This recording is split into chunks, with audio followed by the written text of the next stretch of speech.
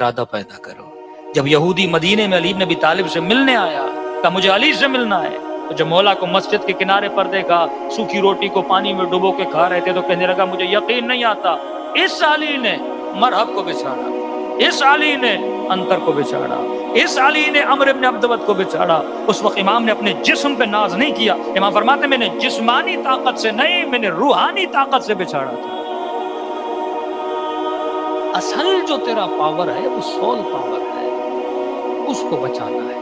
اب مائگریشن کر کے آ گئے، الحمدللہ اللہ نے آپ کو مال دے دیا، گھر مل گئے، نیشنلٹیز مل گئی. سب سے بڑی دولت کیا ہے آپ کی؟ اگر آپ بولو گے مال دولت ہے تو مال تو فرعون کے پاس بھی تھا، قارون کے پاس بھی ہے، ٹرمپ کے پاس بھی ہے، ایلن مسک کے پاس بھی ہے. سب سے بڑی دولت جو تیری ہے وہ تیری اولاد ہے، لیکن نیک اولاد. اگر اولاد کی تربیت نہیں تو پھر میرے بچوں میں اور حیوانوں کے بچوں میں کوئی فرق. بچہ پیدا کرنا کمال تھوڑی ہے، گدھا بھی بچے پیدا کرتا ہے، گھوڑے بھی بچے پیدا کرتے ہیں. یہ کوئی کمال ہے بچے پیدا کر دیے میں نے؟ کمال یہ ہے ایسے بچے پیدا کر جس پہ علی فخر کرے. ایسی تربیت کر، زینبی بچے، حسینی بچے، حسنی بچے. اب وہ بچے کیسے بنیں گے؟ ٹیکنیکس تو ہونی چاہیے. خلاصہ آپ کو بتا رہا ہوں، تقریباً 3 مہینے ہونے والے، پورے یورپ کا ٹرپ کیا، UK کا ٹرپ کیا، مختلف جگہوں پہ مختلف فیملیز دیکھی.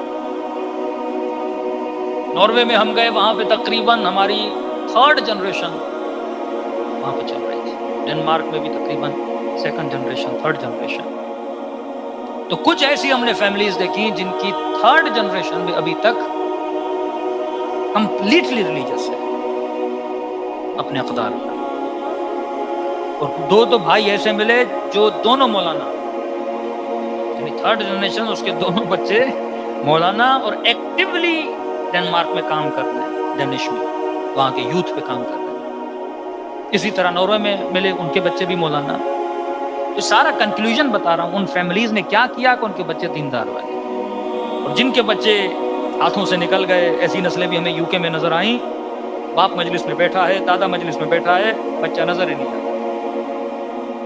بڈھے بڈھے آتے ہیں، ماتھوں پہ سجدوں کے نشان ہیں، بیٹی کہاں ہے؟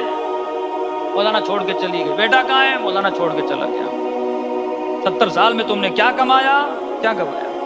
پاکستان میں پھر بھی بچوں کی آنکھ ہوتی ہے والدین کے پیسے پر، بابا مر جائے گا، ارث ملے گا، میراث ملے گا. یہاں تو بچوں کی وہ بھی نگاہ نہیں ہوتی، انڈیپینڈنٹ ہوتے ہیں. سسٹم ایسا ہے کہ بچے کو پرواہ نہیں ہے باپ کچھ دیتا ہے کہ نہیں دیتا.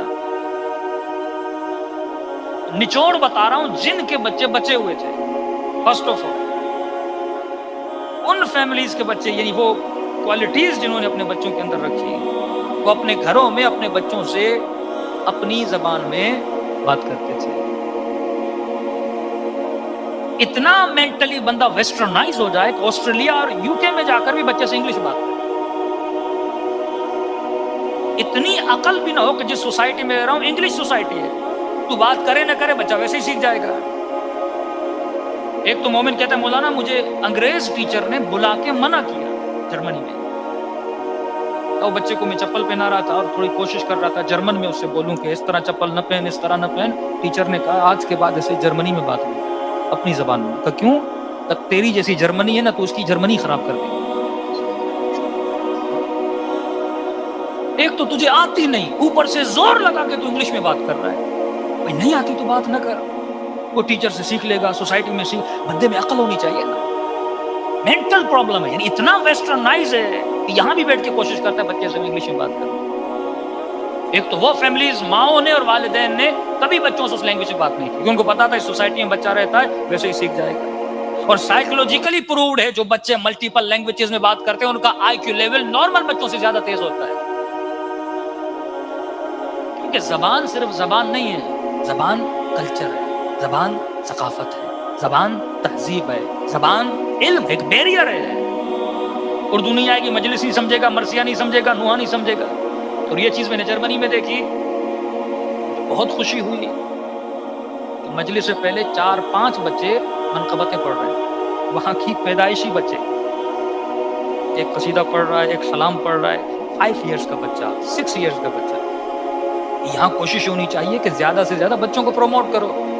ایک منقبت دے دو، حالانکہ لکھائی بیچارے اردو میں نہیں، جرمن میں ہی لکھ کے آئے تھے، فونٹس وہی تھے بٹ اردو پڑھ رہے تھے. جب آپ پروموٹ کرو گے بچوں کو کہ بھائی آج آپ نے یہ منقبت پڑھی ہے، پوری رات بیٹھ کے محنت کرے گا، پڑھے گا، مجمع سے ریسپانس ملے گا، اس کے اندر کانفیڈنس بڑھے گا، یہ ساری چیزیں اس کے اندر بڑھیں گی. اسپیچ دینا ایک بڑا ہنر ہے، وہ بچہ دے گا. یہ وہ ثقافت ہے جس سے فائدہ لو. اب یہاں پہ وہ لوگ پڑھتے رہے جن کو شروع سے اردو آتی ہے. بھائی آپ نے نسلوں کو پروموٹ کرنا، خود کو تو نہیں کرنا نا، آپ تو پہلے سے پروموٹڈ ہو. نسلوں ایک وہ جنہوں نے اپنی لینگویج میں بچوں سے بات کی، فرسٹ آف آل. سیکنڈ وہ لوگ، دوسری کوالٹی تھی، مثلا یہ ناروے کی بتا رہا ہوں، یعنی کہ آپ اتنی، اور تھرڈ جنریشن اردو بھی اتنی پیور، پنجابی بھی پیور بول رہے تھے. دیکھا آپ کیسے بول رہے ہیں کہ ہمارے والد کی عادت تھی سال کی جو چھٹی کے 1-2 مہینے آتے تھے ہمیں پاکستان لے کے جاتے تھے. تو 2 مہینہ جب ہم اس کلچر میں رہتے تھے، گرو اپ کرتے تھے، تو اس کلچر کو ہم نے کیا کر لیا تھا، ایڈوپٹ کر لیا تھا. 2 مہینہ 3 مہینہ. تیسری چیز ان لوگوں میں تھی، ان کے بچے مذہبی تھے جن کے والدین کا امام بارگاہ یا سینٹر سے کنیکشن مضبوط تھا. اب لٹرلی بتا رہا ہوں، جن کے دونوں بیٹے مولانا تھے، وہ بتائیں امام بارگاہ میں کیا کرتا ہوگا. وہ امام بارگاہ کا بورچی تھا، کک تھا. دونوں بیٹے ماشاءاللہ اور بڑے مشہور اور بہترین خطیب دونوں مولانا بنے. وہ کک تھا امام بارگاہ کا. 24 گھنٹہ کام امام بارگاہ میں تھا. بچے اسی ماحول میں کھیل رہے ہیں، پل رہے ہیں، بڑے ہو رہے ہیں، اور وہیں سے عشق بڑھا، محبت بڑھی، اور کیا بن گئے، عالم دین بن گئے. جس کا کنیکشن امام بارگاہ سے مضبوط ہو. ایک آپ زبردستی بچے کو لا کے اس کا فائدہ نہیں، اس کا نقصان ہے. مطلب سنڈے چھٹی کا دن ہوتا ہے، سیٹرڈے سنڈے بچے کے کھیلنے کا دن ہوتا ہے، چھٹی ہوتی ہے، اس دن بھی لا کے آپ اس کو پریشرائز کرو گے تو خدا نہ خواستہ کہیں ایسا نہ ہو وہ قرآن سے بیزار ہو جائے. بچپن میں آپ کے ساتھ ایسا ہوتا ہوگا، مثلا چھٹی ملتی ہے، آپ فٹ بال یا کرکٹ کھیلنا چاہتے ہو، والد کان پکڑ کے مولوی کے پاس بھیج دیتا تھا، جا قرآن پڑھ. اب اس کو وہ مولوی کی شکل ہی اچھی نہیں لگتی تھی. جب بھی مجھے کھیلنے کا ہوتا ہے یہ مولوی کی طرف، تو شاید منتیں بھی مانتا تھا یہ مولوی یا بیمار ہو جائے یا ایکسیڈنٹ میں اس کی ٹانگ ہی ٹوٹ جائے کہ میں اسے ملوں ہی نہ. ایسا نہ کرو.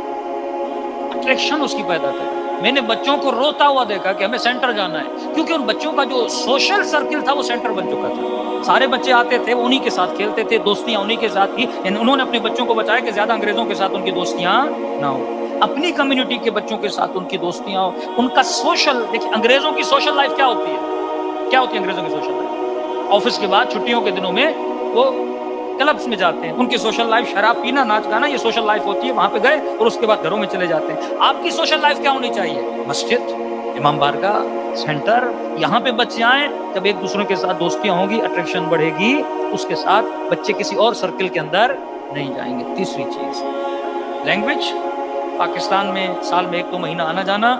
دوسرا مسجد کے ساتھ ریلیشن. چوتھی چیز یہ بڑی یونیک چیز ہے، علماء کا احترام. جن والدین میں عالم کا احترام زیادہ تھا وہ بچہ عالم سے کیا تھا، انسپائر تھا. اسکول ایک ہمارے مومن چلاتے اسلام آباد میں، ان کے اسکول کے جتنے بچے تھے ہاف آف دیم وہ عالم بننے کی خواہش کرتے تھے. میں نے کہا آپ نے کیا کیا ہے بچوں کو کہ ان کا دین کی طرف رجحان ہے؟ کہتا جب بچے پاس آؤٹ کرتے ہیں، جو اینڈ میں بچے A1 پوزیشن لیتے ہیں، کہتا نارملی اسکول والے کیا کرتے ہیں، فلاں اسکول سے کوئی ہیڈ ماسٹر بلا لیا، کوئی سیاستدان بلا لیا، کوئی بڑا پیسے والا بندہ بلا لیا. کہتا میں کسی کو میں مولوی بلاتا ہوں اور مولوی کے ہاتھوں سے کیا دلاتا ہوں، میڈل دلاتا ہوں. تو بچہ دیکھتا ہے جو ہائیسٹ پوزیشن ہے وہ کس کی ہوتی ہے، وہ مجھے میڈل دے رہا ہے. اس کے ذہن میں اس کا رول ماڈل بن جاتا تھا، اس کا احترام بن جاتا تھا. پنجاب میں ایک فیملی تھی، ظاہر پورے پاکستان میں سفر کرتے ہیں، تو اس کی ماں تھی، ایک بچہ، اس کے 2 بچے تھے. اب ظاہر ہم تھک کے مجلس پڑھ کے جب آتے تھے، وہ بچے کو بھیجتی تھا مولانا کا سر دباؤ، مولانا کے پاؤں دباؤ. اب میں نے کہا بھائی ہم ان مولویوں میں سے ہیں ہی نہیں کہ سر دبوائیں، پاؤں دبوائیں. کہتے نہیں نہیں مولانا. میں نے کہا بچے کے ہاتھ اتنے کمزور، میں نے کہا یہ کیا پاؤں دبائے، اس کے ہاتھ ہی دبے ہوئے ہیں. یہ بچے کہیں نہیں مولانا ٹریننگ دے رہے ہو. کس چیز کی ٹریننگ؟ کہ ہمارے ابا ایسے کرتے تھے. گھر میں کوئی عالم ہوتا تھا بھائیوں کو بھیج دیتے تھے کہ بچپن سے ان کے وجود میں ایک تو خدمت کا جذبہ، ایک وہ جب دیکھیں گے کہ والدین علماء کا اتنا احترام کر رہے ہیں، ان کے دل میں بھی کیا بڑھ جاتا تھا، احترام عالم بڑھ جاتا تھا. چھٹی چیز جو اس وقت بہت ضروری ہے اور آپ کے لیے نعمت ہے، ہمیں تجربہ پچھلے سال ہم نے کیا، وہ ہے سفر اربعین. کم از کم لائف میں ایک بار دو بار اگر خود پہ واجب کر لو تو اور اچھا ہے، اپنے بچوں کو 40 پہ ضرور لے جاؤ. یعنی وہ کچھ جو انہوں نے سالوں میں نہیں سیکھا ہوگا وہ سفر 40 سے سیکھ لیں گے. ایثار کا جذبہ، قربانی کا جذبہ، ملینز آف لوگ حسین کی طرف بڑھ رہے ہیں. یو کے کا ایک مومن تھا، اس کا بچہ پچھلے سال تک کا مولانا، میں نے اتنا بچے میں جذبہ یو کے میں نہیں دیکھا جتنا اس کو 40 میں آ کر ہوا ہے. پورے راستے حضرت امام حسین کا علم اٹھا کے راستے پہ چل رہا تھا، وہ دیکھ رہا تھا کہ اتنی محبت امام حسین کی لوگوں کے دلوں میں. ایک سفر بندے کو عاشق امام 40 کی تو اپنی اپنی برکتیں ہیں. ایک واقعہ پنڈی کا واقعہ ہے، وہاں پہ ریٹائرڈ اپنا ایف سی سے کوئی بندہ تھا، یہاں پتہ نہیں ایئر فورس سے تھا، وہ ریٹائرڈ فوجی تھا. وہ کہتے ہیں، وہ ہمارے دوست بتاتے ہیں کہ مولانا پھول ہوتے ہیں تو نمبرز کے ساتھ، پول نمبر مثلا 95 پہ تھا، ہم پیچھے تھے ابھی 5 پول، اچانک بم بلاسٹ ہوا. اس کے دونوں بیٹے کہہ رہے میرے ساتھ تھے. اب جیسے آگے بم بلاسٹ ہوا، دعائیں دعا، تو ہم پریشان ہو گئے. یہ دونوں دوڑے کہ ہمارے بابا کہیں بم بلاسٹ میں مر نہ گئے ہوں. پھر آگے پیچھے لاشیں ہی لاشیں. اچانک ان کی نگاہ اپنے والد پہ پڑی تو کیا دیکھا؟ اوپر والا دھڑ تو سالم ہے، نیچے کا دھڑ نہیں ہے. لیکن اس بندے کے چہرے پہ ذرہ برابر کوئی شکن نہیں. دونوں بیٹے رو رہے ہیں، بابا ہاسپٹل لے جائیں، ہاسپٹل لے جائیں. کہتے اس نے مجھے بلایا اور دونوں کا ہاتھ میرے ہاتھ میں تھمایا. اتنے لوگ گرے ہیں، مجھے کوئی نہ کوئی لے جائے گا، تو میرے بچوں کو حسین تک لے جا. کیونکہ ان کا امام ان کا انتظار کر رہا ہے. پورا لشکر اور وجود قلب محبت امام حسین کی طرف رواں دواں ہوتا ہے. جب تک آپ اپنی نسلوں کا خیال نہیں کریں گے، چھوٹی چھوٹی چیزیں ہوتی ہیں. 7ویں چیز آپ کو بتا رہا ہوں، سفر 40 کے بعد ان کے بچے بچے ہوئے تھے جن کی مائیں جاب نہیں کرتی تھی، جنہوں نے پورا فوکس اپنے بچوں پہ کیا. نیو کیسل میں ایک فیملی میں نے دیکھی، مجھے یقین نہیں آ رہا تھا یہ بچیاں یو کے میں بڑی ہوئی بچی ہیں. ماں آن لائن پڑھتی بھی تھی، گھر میں جو ٹی وی لگا تھا اس پہ نعتیں چلانا، ایسی چیزیں چلانا. ہم اسکول سے آتے ہیں، بچہ تھوڑا تنگ کرتا ہے، ٹیبلٹ ہاتھ میں دیتے ہیں، جا کے تو کھیل، ہم تو بزی ہیں. کارٹون کھول کے لگا دیتے ہیں، یہ نہیں پتا کہ بچہ کارٹون میں کیا دیکھ رہا ہے. اس نے ٹی وی کنٹرول کی کہ بچے نے کیا دیکھنا، اور بڑی خوشی سے بچے جیسے اسکول سے اس نے ایک نعت لگا لی، ساری دونوں اس کی بچی نعت سن بھی رہی تھی، اس کے ساتھ ریپیٹ بھی کر رہی تھی. میں نے کہا کنٹرول انوائرمنٹ سب سے بڑی ذمہ داری ماں کی ہے. اب اسی میلبرن میں ایک مومن نے کہا مولانا کیا کریں، بینک سے گھر لیتے ہیں لون پہ، مورگیج پہ، اب ایک بندہ کام کرے کس نے پوری نہیں کر سکتے. میں نے کہا بھائی ہرس کرنے کی کہ کس نے کہا تو 4 کمرے کا گھر لے. ایک تو میری تمنا اتنی بڑی ہے 4 رومز 5 رومز کا گھر لیتا ہوں، اب ظاہر ہے دونوں کو کام کرنا پڑے گا نا. یا تجھے گھر ملے گا یا تجھے تیرے بچے ملیں گے. کمپرومائز کر 2 کمرے کا گھر لے، ایک بندہ کام کر کے پورا کرے تاکہ تیری نسلیں تیرے ہاتھ سے نہ چل جائیں. ایک دن آئے گا، گھر بھی ہوگا، مال بھی ہوگا، گاڑی بھی ہوگی، لیکن تیری نسلیں ہاتھ سے نکل جائیں. جس چیز پہ اہل بیت فخر کرتے تھے، یا اپنے اصحاب پہ فخر کرتے تھے یا اپنی اولاد پہ فخر کرتے تھے. کربلا میں حسین اپنے اکبر پہ فخر کر رہے ہیں، حسن کے بیٹے جناب قاسم پہ فخر کر رہے ہیں. یہ جملے کیوں ہیں کہ مائیں بار بار بچوں کو کہتی ہے کل مجھے شرمندہ نہ کرنا، کل کو یہ بولے ماں کے دودھ کا اثر ہے. مطلب ماں کا دودھ بھی اثر رکھتا ہے نا، ماں کی تربیت اولاد پہ اثر رکھتی ہے. اور کہا اگر تو صحیح سے نہیں لڑا تو ماں بولتی ہے میں شرمندہ ہوں گی. کل اگر تیرا بچہ بگڑ جاتا ہے تو میں کہوں گا سب سے بڑی ذمہ داری ماؤں کی ذمہ داری ہے کہ بچوں کو صحیح ٹریک پہ لائیں، بچوں کی صحیح تربیت کریں. کیونکہ یہاں سب سے بڑا خطرہ جو ہے آپ کی نسلوں کا خطرہ ہے. یہ رپورٹ بھی پڑھ لیجئے، 1930 میں تو یہاں پہ لیبنیز آئے، 90% ان کی نسلیں کنورٹ ہو گئیں.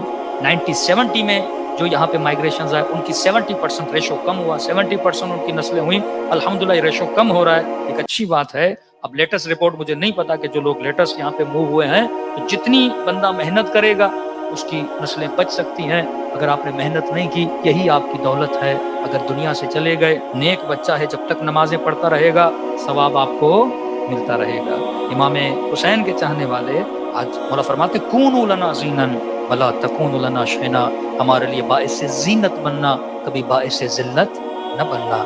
یہ ابا میری زینت ہے، یہ لباس میری زینت ہے، انگوٹھی ہاتھ کی زینت ہے۔ علی کہتے ہیں علی کی زینت علی کا لباس نہیں، علی کا شیعہ۔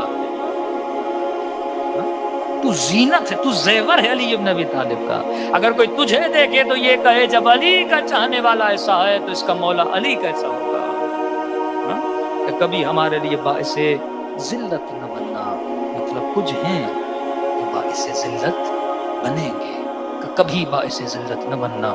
دعائے ندبہ پڑھے نا کہ علی کے شیعہ علی منابر من نور، قیامت کے دن نور کے منبروں پہ بیٹھے، تیرا استقبال علی ابن ابی طالب کرنے آئیں گے۔ اور میں اس دن کا سوچو اور اپنی